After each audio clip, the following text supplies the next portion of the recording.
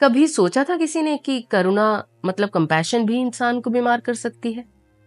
जरा कल्पना कीजिए कि एक रोग ऐसा जो आपको हो सकता है अगर आपके मन में दया और करुणा है। तो अब लगे हाथों ये भी कल्पना कर लीजिए कि भगवान बुद्ध जो अपना घर परिवार छोड़कर निकल पड़े थे औरों का दुख दर्द देखकर इसका समाधान ढूंढने के लिए, अगर उन्हें कंपैशन फटीग हो जाता तो आज जो हमारे जैसे लाखों लोग एक उनके द्वारा स्थापित किए गए धर्म से जुड़कर उपाय ढूंढते हैं अपने मन की पीड़ा को दूर करने का, हमारा क्या होता? जी हाँ, मैं मजाक नहीं कर रही हूँ, क्योंकि ये मजाक का विषय है ही नहीं। और आज बातचीत विद रोशनी के माध्यम से मैं यानी कि आपकी दोस्त रोशनी बात करूंगी इसी टॉपिक पर, कंपैशन फटीग यानी कि करुणा थकान पर। एक ऐसा विषय जो हमारी मानसिक स्वास्थ्य और हमारे कल्याण के लिए बहुत जरूरी है, लेकिन उतना ही अनदेखा भी है। ये एक ऐसी स्थिति है जिसमें हम दूसरों की मदद करने और भावनाओं को सुलझाने में इतना खो जाते हैं कि खुद ही उलझ जाते हैं। है तो एक ऐसी क्वालिटी जो जितनी मूल्यवान है उतनी ही दुर्लभ भी होती जा रही है। ज्यादातर लोग अब अपने काम से ही काम रखते हैं, इसलिए नहीं कि सब लोग अंधे बहरे और गूंगे हो गए हैं, बल्कि इसलिए कि दूसरों की तकलीफ में उसे बांटने का बड़ा भारी मूल्य चुकाना पड़ सकता है। बस इसी नुकसान से बचने के लिए अधिकांश रूप से हम लोग नजर बचाकर निकल जाना चाहते हैं। और जो लोग अभी इतने बेदर्द नहीं हुए हैं उन्होंने कीमत तो भारी चुकाई, लेकिन काम भी फिर वो ऐसा कर गुजरे कि दुनिया उन्हें याद करती है, अब वो चाहे मदर टेरेसा रहे हो या नेल्सन मंडेला। करुणा की पुकार का उत्तर देने वाला हर कोई इनकी तरह प्रसिद्ध हो जाए ये जरूरी नहीं है, क्योंकि बहुत से ऐसे पेशे या प्रोफेशंस हैं जो आप कंपैशन के बिना ईमानदारी से कर नहीं पाएंगे, जैसे डॉक्टर्स का profession, nurses, social workers, police force, counsellors, psychiatrist और सबसे कम अभी स्वीकृत टीचर्स का रोल। ये कुछ ऐसे लोग हैं जो अपने आप को ऐसी करुणामय स्थितियों में दैनिक रूप से पाते हैं। दुख दर्द वेदना पीड़ा से जूझते लोगों को सहारा देना इनका रोज का काम है। और स्वाभाविक है कि ऐसी दुर्भाग्यपूर्ण स्थितियों को आप न सिर्फ देखते हैं बल्कि उनको समझना और उनका समाधान भी निकालना आपकी जिम्मेदारी है। तो एक सीमा के बाद आप थकने लगते हैं और फिर शुरू होता है आपकी कंपैशन फटीग का रोग।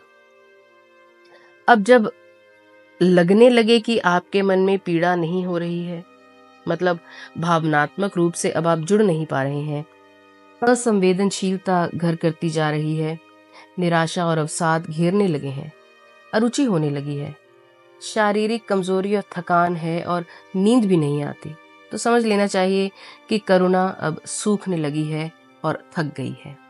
जरूरी नहीं है कि जिन प्रोफेशंस का मैंने अभी नाम लिया, अगर आप किसी ऐसे प्रोफेशन में हैं तभी आप इसका शिकार होंगे। सबसे ज्यादा तो इसका शिकार होने का खतरा होता है महिलाओं को और खासकर होम मेकर्स को, क्योंकि वो तो सबसे ज्यादा ग्रहणशील हैं। अनियंत्रित काम के दबाव और कभी ना खत्म होने वाली अपेक्षाएं, भावनात्मक समर्थन की कमी और व्यक्तिगत समय की अनुपस्थिति, ये सब परफेक्ट इंग्रेडिएंट्स हैं किसी को भी कंपैशन फटीग से ग्रसित करने के लिए। मैं खुद एक दो बार चपेट में आ चुकी हूँ इस लाइलाज बीमारी की, इस हद तक कि मेरे साथ साथ मेरे परिवार वालों को भी इसका खामियाजा भुगतना पड़ा। कहने को तो ये मन से उत्पन्न होने वाला रोग है, लेकिन इसका प्रभाव आपके शरीर पर भी कम नहीं पड़ता। मुझे तो उस समय ये भी पता नहीं था कि जिस स्थिति से मैं गुजर रही हूँ इसकी कोई मेडिकल डायग्नोसिस भी है, कंपैशन फटीग।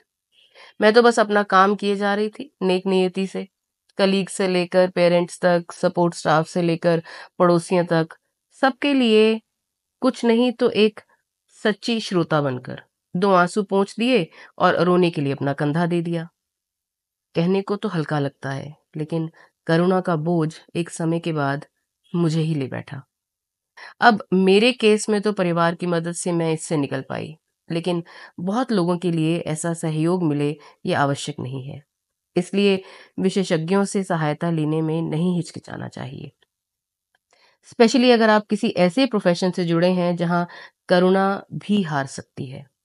जिस किस्म के रोग, हिंसा, कष्ट, व्यथा, दुख और संताप से मानव जाति अभी गुजर रही है, उसको सहने के लिए करुणा के स्रोत कम पड़ने लगे हैं। तो अगर आप किसी ऐसी स्थिति या ओहदे में हैं जहां आप किसी के साथ करुणा बांट रहे हैं, तो आपसे बड़ा पुण्य का काम कोई नहीं कर रहा। बस इतना ही कहूंगी कि साथ ही साथ थोड़ा सा अपना ध्यान भी रखिए, और इससे पहले कि करुणा थकान आपको सताए, बीच बीच में विश्राम कीजिए और ध्यान रखिए कि करुणा कहीं लुप्त ना हो जाए। चलिए मित्रों, अब समय है आपसे विदा लेने का। मिलूंगी जल्द ही आपसे फिर कोई नई कड़ी लेकर, इसी मंच से जो कि है बातचीत विद रोशनी का मंच। तब तक जुड़े रहिए। हाँ, अगर आपने अभी तक हमारे चैनल को सब्सक्राइब नहीं किया है, तो मेरी आपसे विनती है कि इस एपिसोड को सुनने के साथ साथ उसे सब्सक्राइब करना ना भूलें और लाइक और शेयर करना भी।